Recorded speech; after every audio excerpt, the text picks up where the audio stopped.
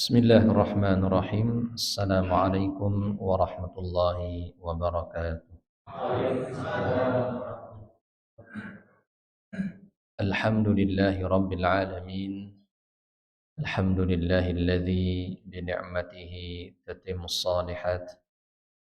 Alhamdulillahilladzi hadana li hadza wa ma kunna linahtadiya laula an hadana Allah.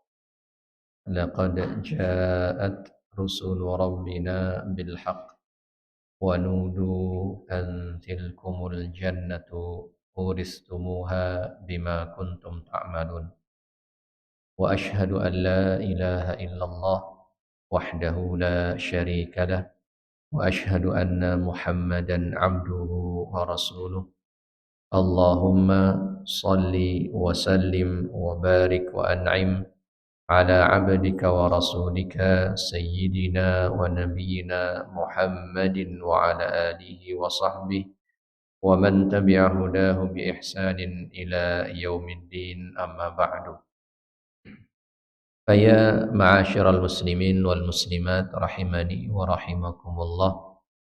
Jemaah salat maghrib yang kami hormati dan semoga senantiasa dirahmati Allah Subhanahu wa taala. Alhamdulillah, segala puji dan syukur senantiasa hanyalah milik Allah Subhanahu wa taala yang terus menganugerahkan kepada kita banyak sekali kenikmatan, dan nikmat yang terbesar adalah nikmat hidayah, nikmat taufik di atas iman dan Islam, sehingga kita masih diberikan kesempatan untuk bersama-sama berusaha berbekal diri demi menghadapi sebuah kepastian yang tidak mungkin ditolak, tidak mungkin dihindari oleh satupun jiwa yang bernyawa. Kita berdoa, berharap kepada Allah Subhanahu wa taala agar berkenan wafatkan kita nantinya dalam keadaan husnul khatimah. Allahumma amin. Salawat dan salam semoga senantiasa tersampaikan kepada Nabi kita, Nabi besar Muhammad sallallahu alaihi wasallam, pada keluarganya, para sahabatnya, dan juga seluruh umatnya yang mengikuti ajaran dan tuntunannya hingga hari kiamat nanti. Ma'asyiral muslimin rahimani wa rahimakumullah. Kita masih melanjutkan pembahasan di dalam ayat-ayat yang berkenaan dengan keimanan terhadap hari akhir. Tentu dari kitab yang kita kaji bersama, yaitu kitab Minhajul Muslim, Jalan Hidup Seorang Muslim, yang ditulis oleh Asy-Syaikh Abu Bakar Jabir Al-Jazairi rahimahullahu ta'ala. Kali ini penulis membawakan beberapa ayat dari Al-Quran surat Az-Zumar, itu ayat yang ke-68, 69, dan ayat ke-70. Hanya saja ketika kami mencoba untuk menelaah ayat-ayat ini, sepertinya tidak mungkin untuk membahas 3 ayat ini sekaligus dalam satu pertemuan, sehingga kita akan membahasnya ayat per ayat insyaallah. Maka malam hari ini kita awali dari Quran surat Az-Zumar ayat yang ke-68. Allah Ta'ala berfirman, wa nufikha fis suri fasa'iqa man fis samawati wa man fil ardi illa man syaa Allah thumma nufikha fihi ukhra فَإِذَا هُمْ قِيَامٌ يَنْظُرُونَ. Allah Ta'ala berfirman, dan ditiuplah as-sur. Kita akan bahas apa itu as-sur. Maka seluruh penduduk langit dan penduduk bumi sa'iqah, mati. Illa man sya'allah, kecuali siapa yang Allah kehendaki untuk tidak mati. Tsumma nufikha fihi ukhra. kemudian ditiup lagi untuk kedua kalinya. Fa idzahum qiyamun yanzurun, maka tiba-tiba mereka pun bangkit, berdiri dan menunggu. Secara global ayat ini adalah ayat yang berkenaan dengan kejadian hari kiamat, baik ya saat penghancuran alam semesta dan juga saat awal-awal manusia dibangkitkan dari kuburnya. Kalau kita membaca terjemahan ayat ini, maka akan muncul beberapa pertanyaan yang dari pertanyaan-pertanyaan tersebut kita akan membahasnya insyaallah sedikit lebih terperinci. Pertama, wa nufikha, dan ditiupkan. Apa pertanyaan yang muncul? Apa yang ditiup? Kedua, siapa yang meniup? Ya. Apa yang ditiup dan siapa yang meniup? Untuk pertanyaan pertama, jawabannya ada dalam ayat. Wa nufikha fis-sur, dan ditiuplah as-sur. As-sur alif lam shad waw ra. Ini umumnya kaum muslimin dan para ulama ahli baca atau al-qurra, mereka membaca dengan as-sur. Namun ternyata ada model bacaan lain yang jarang kita dengar, bahkan mungkin saya sendiri belum pernah mendengarnya. Bacanya bukan wa nufikha fis-sur, tapi wa nufikha fis-suwar. Ada yang mengatakan, nah, ayatnya aja mungkin baru dengar, apalagi ragam cara bacanya. Karena kan jarang ada imam yang baca Quran surat Az-Zumar di masjid-masjid Indonesia, jarang. Mungkin kalau di Makkah, di Madinah mungkin bisa mendengar. Ya. Tapi yang jelas untuk kalimat as-sur ada dua model cara baca. Yang pertama yang umumnya didengar kaum muslimin adalah as-sur. Yang kedua adalah as-suwar. Apa kedua makna? Ya, apa makna dari masing-masing dua cara baca ini? As-sur, yang pertama as-sur, ya, kata para ulama sebagaimana disebutkan di dalam hadis Nabi sallallahu alaihi wasallam yang diriwayatkan oleh Imam Al-Hakim dan juga yang lainnya. Nabi sallallahu alaihi wasallam bersabda, "Wa nufikha fis-sur wa huwa qarnun yunfakhu fihi." Sur, kata Nabi Muhammad sallallahu alaihi wasallam, maknanya adalah qarnun yunfakhu fihi, tanduk yang dijadikan alat untuk ditiup. Ya. Sebagian yang lain membawakan keterangan bahwa al-qarnu huwal buq. Itu tanduk bukan sembarang tanduk, bukan tanduk yang masih utuh tanduk, tapi tanduk yang sudah dibentuk menjadi al-buq. Al-buq adalah sangkakala atau trompet. Ya. Dari keterangan Nabi Shallallahu Alaihi Wasallam, seakan-akan beliau memberikan gambaran bahwa bentuk daripada sangkakala itu seperti tanduk melengkung. Sebagian ulama membawakan keterangan bahwa al-buq itu juga bisa dibuat dari gadingnya gajah, karena bentuknya juga melengkung. Ya. Jadi as-sur ini maknanya adalah sangkakala. Maknanya adalah mungkin bisa dikatakan trompet bahasanya. Ya. Kalau orang Jawa bilang apa? Nggak ada bahasa Jawanya ya. Berarti ada kelemahan bahasa Jawa ini, nggak punya bahasa Jawa untuk trompet. Trompet. Ya. apa selomprengan ya. Wallahu a'lam bishawab.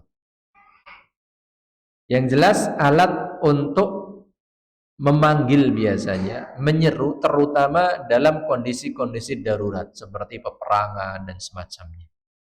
Namun tentu ini berbeda dengan apa yang ditiup pada hari kiamat. Walaupun gambarannya seperti itu, tapi itu bukan menunjukkan hakikat. Karena itu hal gaib. Rasul hanya ingin memberikan makna supaya orang paham. Sur al-qarnul ladzi yunfakhu fihi. Itu seperti tanduk yang dijadikan untuk alat tiup. Ya. Ini makna yang pertama. Adapun makna yang kedua, bacaan model baca as-suwar. Ada yang menyebutkan bacaan ini dinisbatkan kepada Imam Al-Hasan Al-Basri. Ya. Membacanya wa nufikha fis suwari. Apa artinya as-suwar? As-suwar adalah jamak dari surah. Surah pakai sod, bukan pakai sin. Bedakan surah dengan surah. Ya. Surah dengan surah sa. Ya, beda. Kalau surah pakai sa, itu artinya surat. Surat Az-Zumar, surat Al-Ikhlas, surat Al-Falaq. Tapi kalau surah pakai sod, napa artosipun? Gambar. Secara terlek maknanya gambar. Lalu apa maksudnya wa nufikha fis-sur, dan ketiga ditiupkan di gambar-gambar? Maksudnya adalah gambar itu maksudnya tubuh manusia. Karena tubuh manusia berbentuk. Lalu maknanya bagaimana? Ketika ditiupkannya ruh ke masing-masing jasad manusia.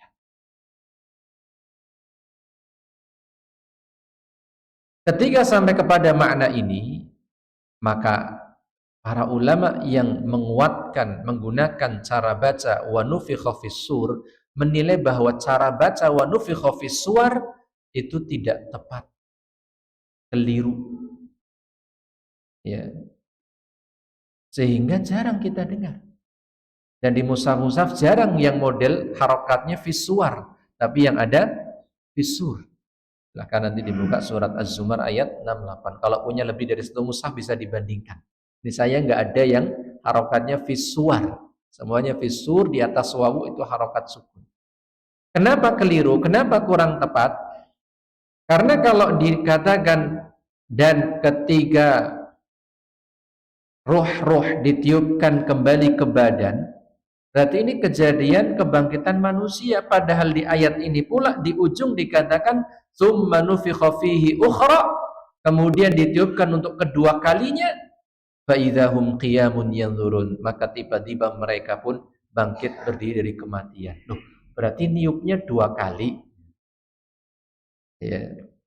Niup roh ke dalam jasad dua kali. Ya, disitulah kemudian para ulama yang menilai bahwa cara baca visual ini keliru, ya, mengatakan tidak tepat, ya, tidak tepat membaca as-suwar karena maknanya surah, gambar, bentuk yang nanti maknai dengan, dan ketiga roh-roh ditiupkan ke tubuh sehingga ada pengulangan yang tidak perlu.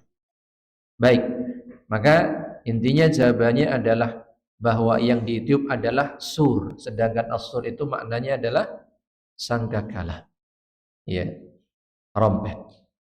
Dan selanjutnya pertanyaan yang kedua adalah siapa yang meniup? Siapa? Siapa? Ragu ya.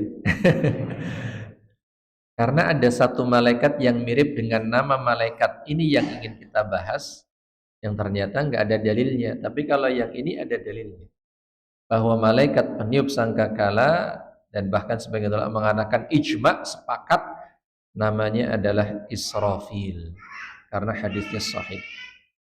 Terus malaikat yang tidak dalilnya adalah Israel, yang katanya tugasnya apa? Mencabut nyawa. Padahal dalam Al-Quran, dalam hadis, malaikat penjabut nyawa itu enggak disebutkan nama secara spesifik, hanya disebut dengan malakul maut, malaikat kematian. Adapun Israel belum ditemukan adanya dalil yang sharih yang benar-benar gamblang menyebutkan nama Israel. Ya, padahal biyen dong cilik ngaji TPQ yang ngono kuwi kayak kan. Tapi kadang-kadang ya itulah awal-awal mungkin kaum muslimin para kaum muslimin yang babat alas ya, bisa jadi mungkin ada hal-hal yang kurang tepat, maka tugas kita yang belakangan untuk memperbaiki ya. Baik, jadi siapa yang meniup an-nafikh fis sur huwa Israfil alaihi salam ya, yang meniup sangkakala adalah Israfil. Hal ini disampaikan oleh Imam Ibnu Hajar Al-Asqalani tentu berdasarkan hadis Nabi SAW dalam riwayat Al-Hakim dalam kitab Al-Mustadrak ya, dan beliau mengatakan hadis ini sahih secara isnad ya, sahih secara sanad ya. Imam Ibnu Hajar sebelum menyebutkan hadis beliau mengatakan ishtahara anna sahibas suri Israfil alaihi salam, sudah masyhur, sudah maklum di tengah kaum muslimin bahwa yang meniup sangkakala itu adalah malaikat bernama Israfil alaihi salam. Wa naqala fihi al-Hulaimi al-ijma'. Imam al-Hulaimi salah satu ulama ahli hadis menukilkan sebuah ijma' dari para ulama terdahulu, sepakat namanya Israfil. Qala Rasul sallallahu alaihi wasallam, berdasarkan sabda Nabi kita Muhammad sallallahu alaihi wasallam, inna tarfa sahibi sur mudh wukila bihi musta'iddun yanzuru nahwal arshi makhafata an yu'mara qabla an yartadda ilaihi tarfa. Sesungguhnya mata malaikat yang bertugas meniup sangkakala semenjak titah dari Allah turun untuk meniup sangkakala, maka dia bersiap sedia. Dia bersiap sedia. Senantiasa melihat ke atas arsy. Kenapa? Karena Allah di atas arsy. Dan ini dalil kuat. Allah di atas arsy. Kenapa senantiasa melihat ke atas arsy? Takut kalau tiba-tiba Allah nyuruh, dia belum siap. Ya. Jadi malaikat itu benar-benar taat. Ya. Bahkan sebagian riwayat menyebutkan itu ujungnya sangkakala senantiasa di depan nggak tahu mulut atau apa, alat untuk meniup gitu ya. Saya belum tahu ya hadis yang menunjukkan malaikat punya mulut juga, tapi mungkin bisa jadi, wallahu a'lam bishawab ya. Tapi kalau malaikat malik rupo sebagaimana dalam hadis Bukhari Muslim, ketika mendatangi Rasulullah SAW membentuk manusia, maka punya mulut karena bentuknya manusia. Tapi hakikatnya yang banyak disebutkan di antara sifat dzatiyahnya malaikat adalah bersayap, besar. Adapun rincian mulut, mata, kepala, hidung tidak disebutkan, sehingga saya tidak mau ngarang gitu ya, dia seperti itu. Karena hal ghaib ngarang itu namanya berdusta atas nama agama. Kecuali ada dalilnya, kita bisa saling mengambil pelajaran insyaallah. Intinya senantiasa bersiap ya di hadapan alat untuk meniup dari tubuh dari malaikat tersebut atau dari roh malaikat tersebut ya. Kemudian ya, ka'anna 'ainaihi, ya ini baru disebutkan mata ya, ada sifat mata. Ka'anna 'ainaihi kaukabani durriyan wa huwa Israfil. Kedua matanya itu seperti bintang yang terang benderang. Kedua matanya Israfil seperti bintang yang terang benderang. Di dalam riwayat yang lain, yaitu riwayat At-Tirmidzi, dan beliau mengatakan hadis ini hasan, Nabi kita Muhammad SAW bersabda, kaifa an'amu wa sahibus suri qad iltaqama al-qarna. Bagaimana mungkin aku bisa bersenang-senang menikmati hidup di dunia sedangkan peniup sangkakala sudah bersiap-siap meniup sangkakalanya, ya, di depan mulutnya. Di sini ada hadisnya. Iltaqama, ya. Wahana jabhatahu, ya. Lagi-lagi disebutkan sifat dzatiyah malaikat oleh Rasulullah sallallahu alaihi wasallam, menegadahkan kepalanya. Wahana jabhatahu yantadhiru mata yu'maru an yunfakhu, menunggu-nunggu perintah untuk ditiupkannya sangkakala. Ya. Itulah malaikat la ya'sunallaha ma amarahum wa yaf'aluna ma yu'marun. Mereka tidak pernah ya'sun, bermaksiat, ya, menolak, ya, perintah Allah dan senantiasa menjalankan apapun yang diperintah. Sehingga kalau sudah ditugaskan tidak ditinggal, tidak disambi, selalu siap sedia. Ya. Ini sedikit pelajaran bahwa Nabi SAW saja mengatakan bagaimana aku akan menikmati hidup di dunia. Sedangkan malaikat Israfil sudah bersiap sedia untuk meniup sangkakala, alias tidak lama lagi. Ya. Untuk apa kita mengingat hadis ini? Supaya tidak terlalu terlena dengan dunia. Boleh, ya, mengambil bagian dari dunia. Ya. Dan kaidahnya adalah wala tansa, untuk urusan dunia sekedar jangan lupa. Karena Allah Ta'ala berfirman, wabtaghi fima atakallahu daral akhirah wala tansa nasibaka minad dunya. Carilah apa yang Allah sediakan untuk kalian di negeri akhirat. Dicari, ditekuni, disungguh-sungguhi. Itu untuk urusan akhirat. Wala tansa nasibaka minad dunya, tapi kalau untuk urusan dunia jangan lupa. Sekedar jangan lupa untuk urusan dunia. Jangan dibalik. Untuk dunia ditekuni sungguh-sungguh, untuk akhirat jangan lupa. Ini keliru.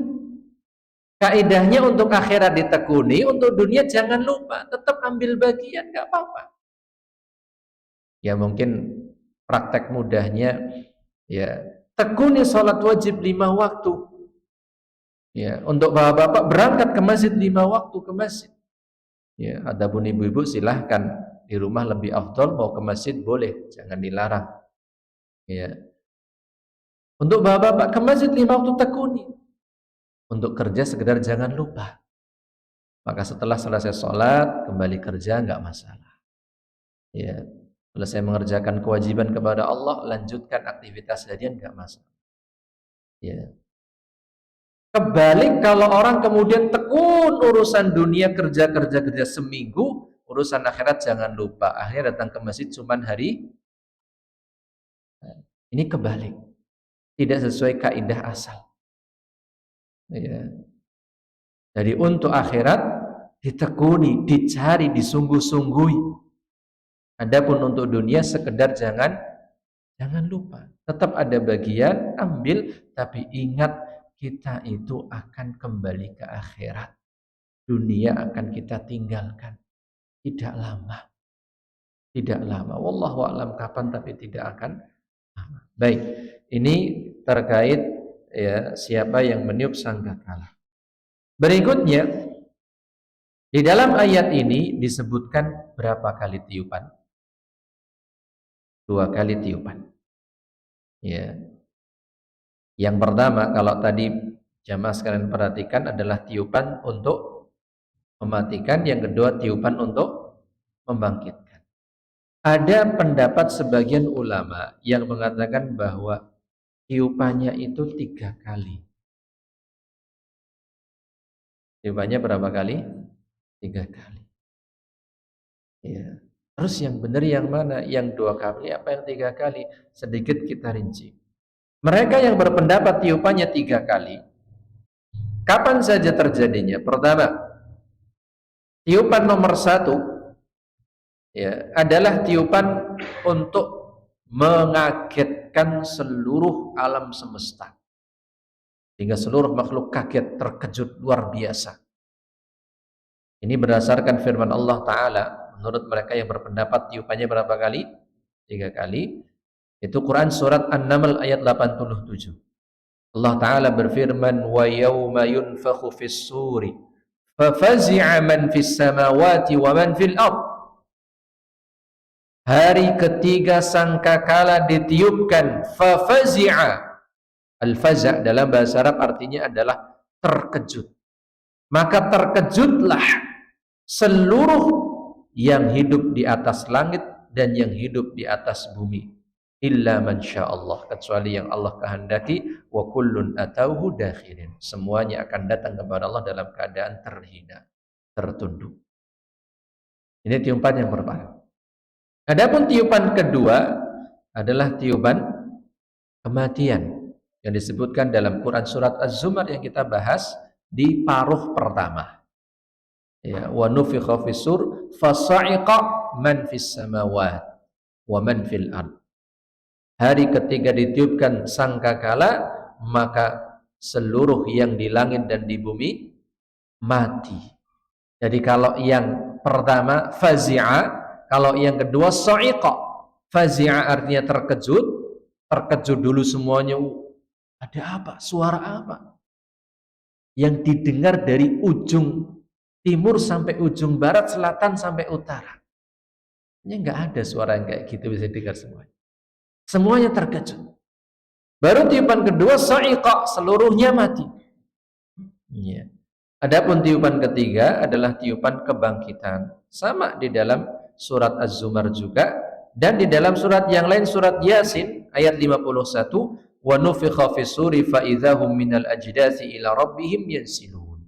Dan ditiupkanlah sangkakala, maka tiba-tiba mereka pun keluar dari kuburan mereka menuju kepada Rabb mereka, yaitu Allah Subhanahu wa taala. Ini menurut pendapat yang mengatakan bahwa berapa kali tiupannya? 3 kali. Namun ternyata wallahu a'lam bissawab, ya, pendapat yang lebih kuat adalah yang mengatakan bahwa tiupannya itu hanya 2 kali. Ya. Nah, terus yang mengatakan 3 kali, bagaimana kita menjawab yang mengatakan 3 kali? Sebenarnya tiupan yang mengejutkan dan yang mematikan itu adalah 1 kali waktunya terjadi. Bukan 2 waktu yang berbeda, tapi 1 kali terjadi. Kaget, hancur, maka mati seluruhnya, kecuali yang Allah kehendaki. Yang kedua, untuk membangkitkan. Jawaban ini tidak sekedar jawaban tanpa landasan. Kenapa dikuatkan yang 2 kali? Karena Nabi kita Muhammad SAW secara sharih mengatakan bahwa tiupan itu memang terjadi 2 kali. Itu hadis riwayat Bukhari nomor 4935. Penggalan hadis pendek intinya adalah Nabi SAW bersabda, ma baina nafkhatain arba'un. Jarak antara 2 tiupan. Rasul enggak menyebutkan jarak antara 3 tiupan. Tapi Rasul mengatakan jarak antara 2 tiupan arba'un, 40. Yang meriwayatkan hadis ini dari Rasulullah SAW adalah Abu Hurairah radhiyallahu anhu. Jika beliau ditanya oleh para tabi'in, 40 apa? Ya, Abu Hurairah geleng-geleng. Para tabi'in mendesak, 40 hari, geleng-geleng. 40 bulan, geleng-geleng. 40 tahun, enggak tahu. Intinya Rasul mengatakan jarak antara 2 tiupan itu adalah 40. Hadis ini menguatkan bahwa pendapat yang benar 2 kali tiupan, bukan 3 kali. Ya, wallahu a'lam bishawab. Illa man sya'allah.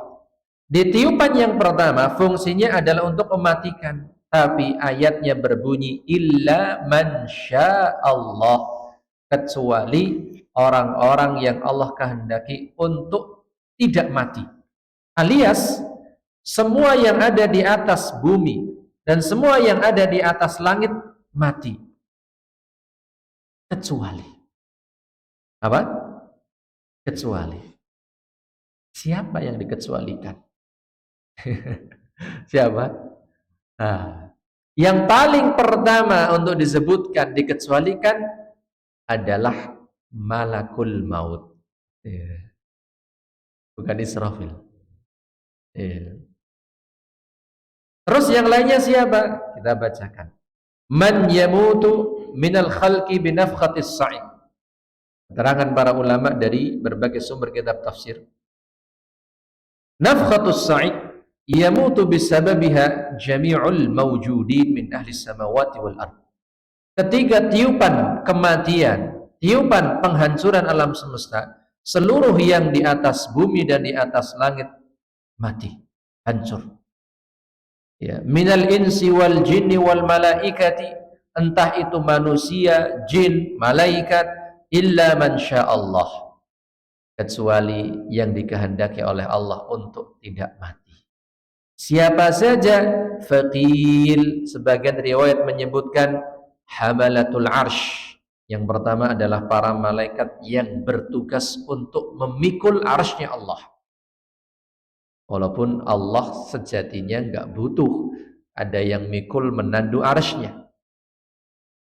Tapi itu semua adalah dengan hikmah Allah, ya, untuk menguji keimanan kita.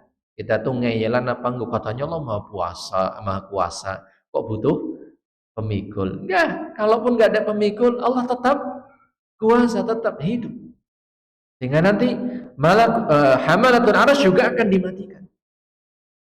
Kemudian yang kedua adalah Jibril. Ya, Pak? Jibril. Yang ketiga Mikail. Ya. Yang keempat Israfil alias yang sedang kita bahas, malaikat peniup sangkakala. Dan yang kelima malakul maut. Dalam sebagian kitab tafsir ada yang menambahkan asyuhada, orang-orang yang mati syahid. Mereka tetap hidup. Gimana maksudnya? Hidup di sisi Allah. Ada ayat yang berbunyi balhum ahya'un 'inda rabbihim yurzaqun. Orang-orang yang meninggal syahid, mereka hidup di sisi Rabb mereka dan diberi rizki, diberi kenikmatan oleh Allah.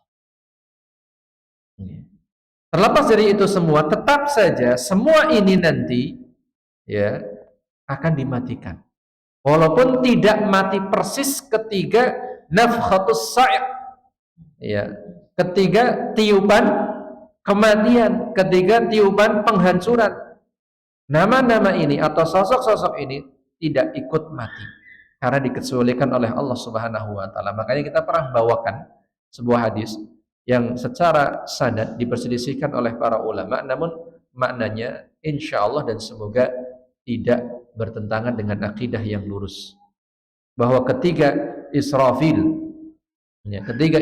meniup sangkakala, menghancurkan alam semesta dan mematikan seluruh yang hidup di langit dan di bumi. Ya, kalau tugasnya Israfil itu meniup sangkakala. Kalau yang tugasnya mematikan siapa? Malakul maut, malaikat maut.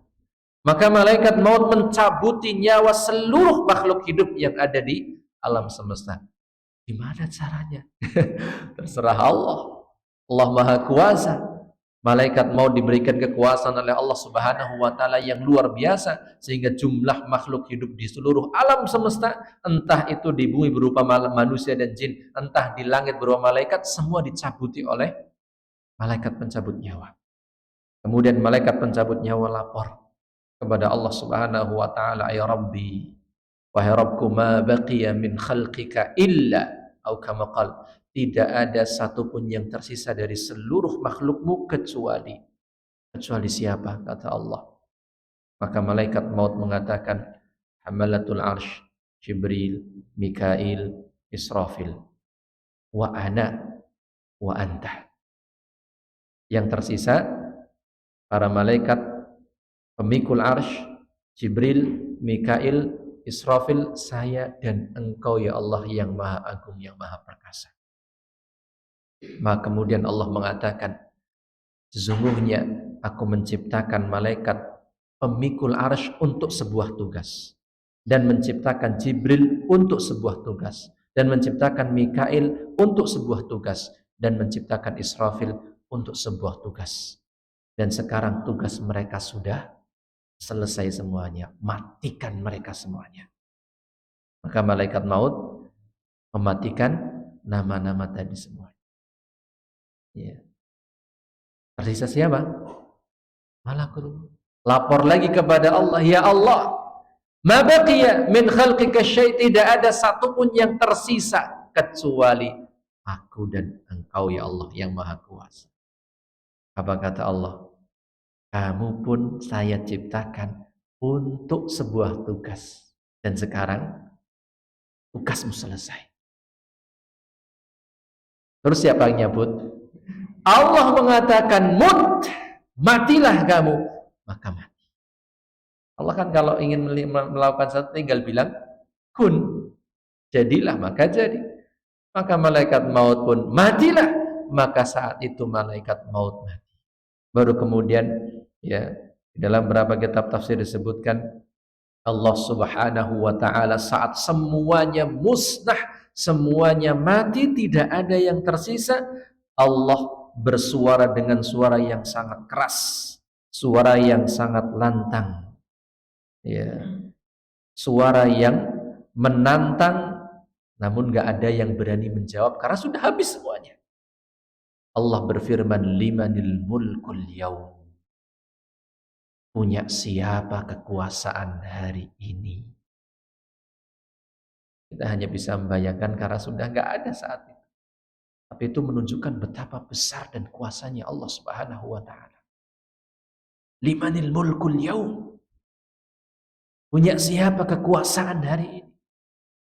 Sebagian riwayat menambahkan, ainal jababirah, ainal malikud dunya, aina kada wa kada, mana para diktator, mana para raja-raja yang mengaku berkuasa di dunia, mana itu pemimpin-pemimpin? Ada jawaban? Tidak ada. Karena semuanya musnah, semuanya mati. Maka saat itu Allah sendiri yang menjawab, lillahil wahidil qahhar.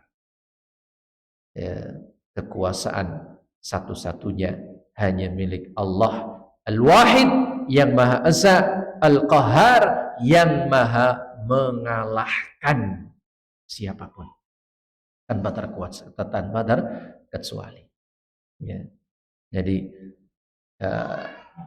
ada yang disisakan ketika nafkhatus sa'iq, tapi ujung-ujungnya tetap saja akan dimatikan. Ya, untuk menunjukkan bahwa Allah Subhanahu wa ta'ala maha kuasa.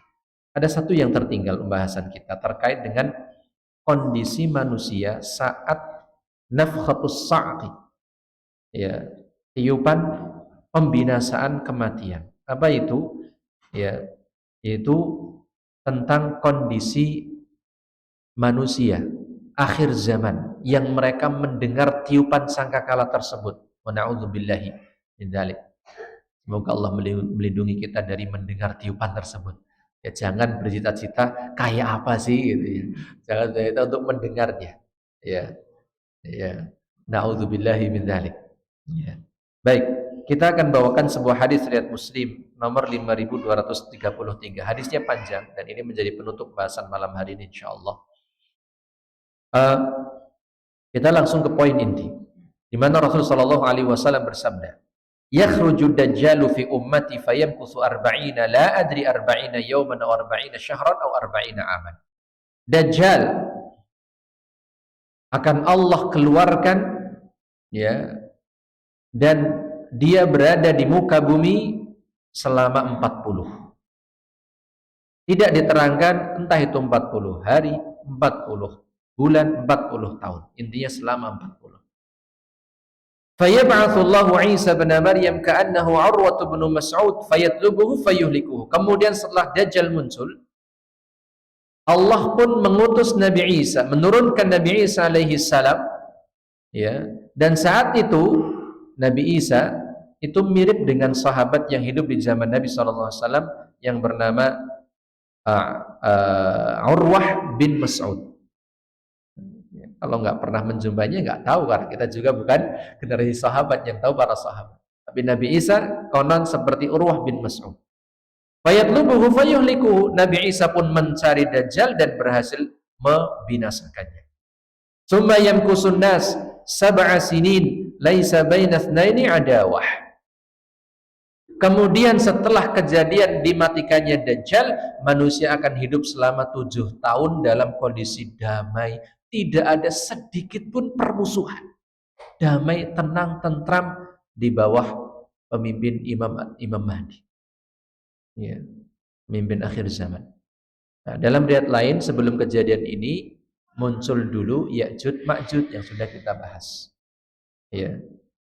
Nah, namun kemudian Nabi Isa menyelamatkan umatnya membawa ke sebuah gunung.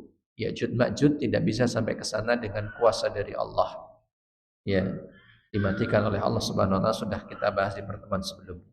Tsumma yursilullahu rihan baridatan min qibali Syam fala yabqa ala wajhil ardi ahadun fi qalbihi mithqala dzarratin min khair aw imanin illa qabadathu hatta law anna ahadakum dakhala fi kabidi jabalin la dakhalathu alaihi hatta taqbiduhu. Kemudian Allah mengutus angin yang lembut yang berasal dari arah Syam. Angin yang lembut berasal dari arah Syam.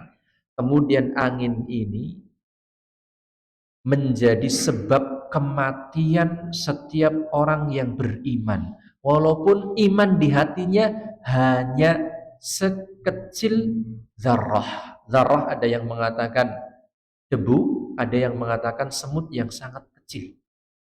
Walaupun imannya kecil sekali, Allah akan menjadikan angin yang bertiup dengan lembut itu sebab kematiannya. Allah cabut nyawanya. Bahkan kalau ada orang yang sedang berada di dalam perut gunung, di dalam gunung yang sangat kokoh, kalau dia beriman, angin itu akan masuk ke dalamnya untuk menjadi sebab kematiannya.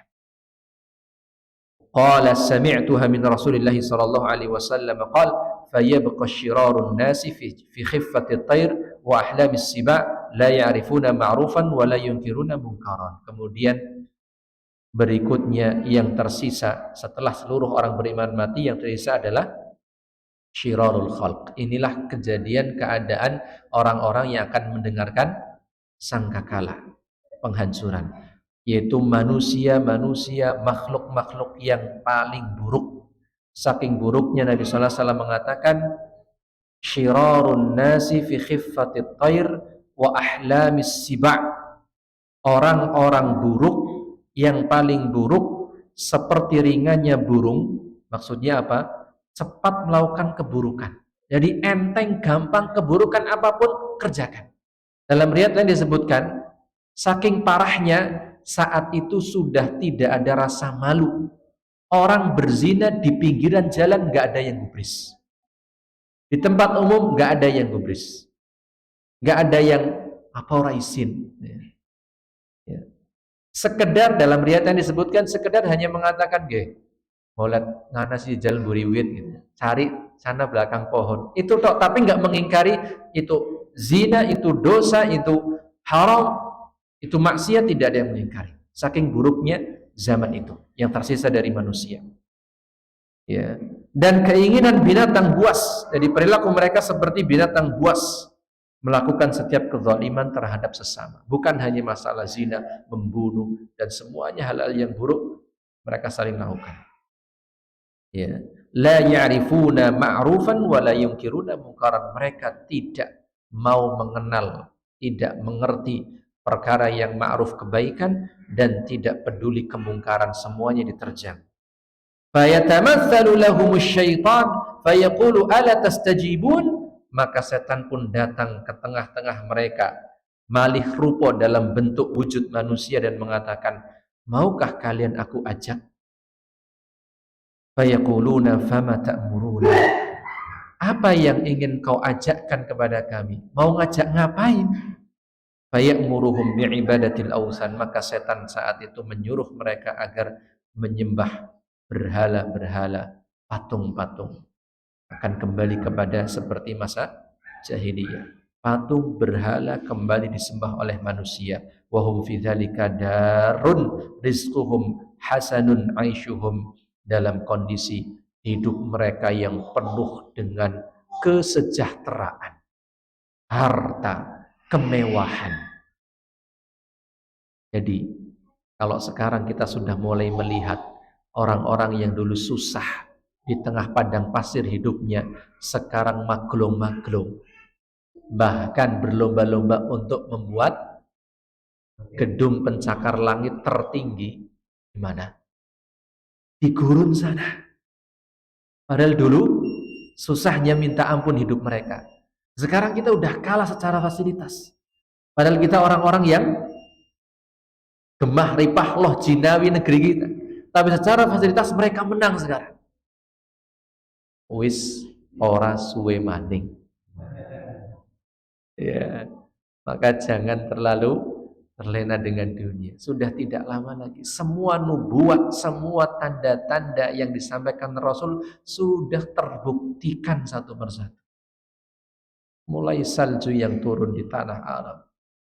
Ya, gedung-gedung yang sudah mengalahkan masjid-masjid tingginya, bermewah-mewahan.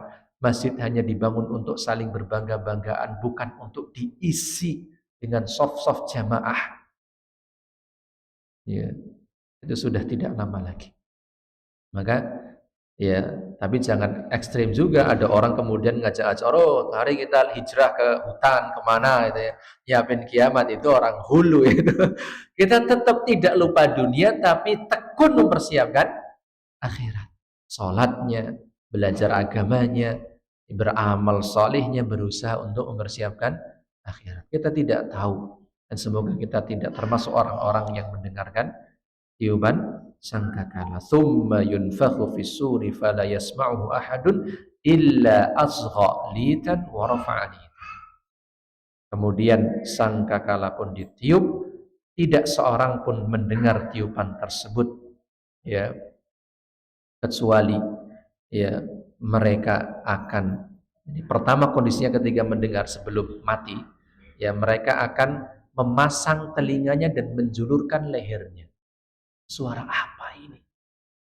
Didengarkan seluruh manusia. Kalau masih ada mungkin media saat itu yang suka memviral-viralkan ini, langsung jadi berita viral. Itu nggak ada kesempatan berita viral, wong mati saat itu. Naudzubillahi min dzalik. Wallahu taala alam bissawab. Wal iyadu billah min yaumil qiyamah, min su'i yaumil qiyamah. Subhanakallahumma bihamdika asyhadu an la ilaha illa anta astaghfiruka wa atubu ilaik. Mohon maaf atas hal yang kurang berkenan. Wassalamualaikum warahmatullahi wabarakatuh.